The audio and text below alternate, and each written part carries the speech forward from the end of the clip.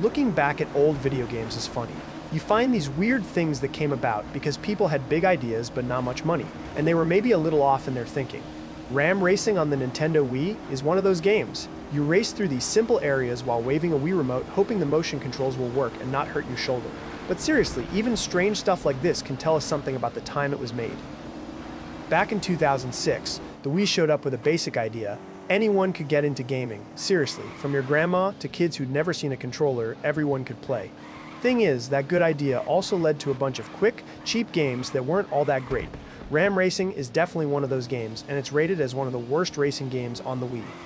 Reviews back then pretty much said the same thing. The controls were weird, the game got old fast, the graphics weren't impressive, and it felt like the game wasn't really finished. It wasn't hated, but people just didn't care much. It was there, and that was enough, I guess. So, the question is, why did games like this even happen? And why are we still talking about them now in 2025? Back in the late 2000s, a ton of cheap games came out. Lots of people in game development saw how well the Nintendo Wii did, so they tried to cash in. They made games, sometimes really fast, that just sat on store shelves, waiting for some parent or relative to buy them. Ram Racing is a good example of this. It wasn't trying to beat Mario Kart, and it wasn't trying to do anything new, like Sega All-Stars Racing. It just wanted to be there, to take up space, and to get noticed long enough for someone to buy it. But now, in 2025, that simple goal is somehow charming. There's something nice about a game that's just like, here's a Ram, make it run, don't overthink it. Still, we have to think about it since Ram Racing is so different from the fancy, good-looking games we have today. Modern racing games like Forza Horizon, Gran Turismo 7, and even the latest indie titles are super detailed. They use crazy good physics to copy stuff like how tire temps change as you play.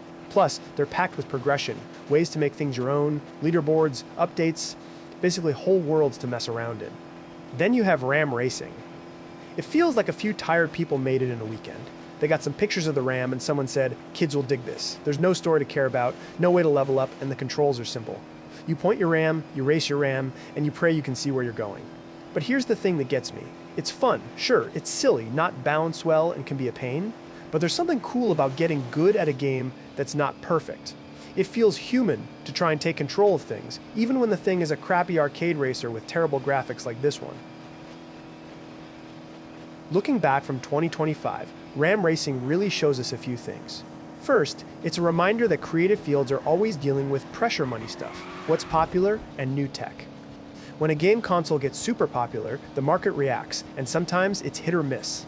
Second, it's a story of big dreams that might have been a bit too big. No one really thought a Ram Racing game would be fun. And honestly, they were kind of right. It is fun, even if it's not good in a normal way. It's so weird that it's funny and sticks with you. It shows how far games have come. Now, even small indie game makers can use software and tools that you couldn't even imagine back when the Wii was around. Games that people made fun of back then because they were limited now seem almost cute, like old home movies you made with a shaky camera. So, should you play it now? Well, it depends on what you want. If you want a solid racing game, go with Mario Kart 8 Deluxe or Forza Horizon 5. If you care about tight controls, competition, or depth, then Ram Racing isn't for you. But, if you're up for something weird, nostalgic, and a little rough around the edges that reminds you of a certain time in gaming history, a time of trying new things, being hopeful, and sometimes making some questionable choices, then go for it. You might even laugh, which is a great way to react to the crazy parts of life. In the end, Ram Racing isn't just a bad game. It's like a piece of history, a neat little reminder of the past, and it should at least be acknowledged.